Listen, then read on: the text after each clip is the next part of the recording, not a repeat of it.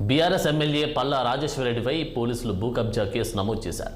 Fake డాక్యుమెంట్లతో పాటు ప్లాట్లు కబ్జా చేయడానికి యత్నించారని ఫిర్యాదిగూడకు చెందిన రాధిక అనే మహిళ పోలీసులకు ఫిర్యాదు చేసింది. అయితే పల్లాతో పాటు ఆయన భార్య నీలిమ, మధుకారెడ్డి పేర్లను కూడా ఫిర్యాదులో పేర్కొన్నారు. పల్లా కుటుంబం చాలా మందిని ఇబ్బందులకు గురిపెడుతున్నారని ఆరోపించారు. రోడ్లు, పార్క్ స్థలాలు ఆక్రమించి నిర్మాణాలు చేపడుతున్నారని తెలిపారు. అనురాగ్ ఆసుపత్రి నిర్మాణం పేరుతో పల్లా ఫ్యామిలీ భూ కబ్జాను చేశారని తెలిపారు.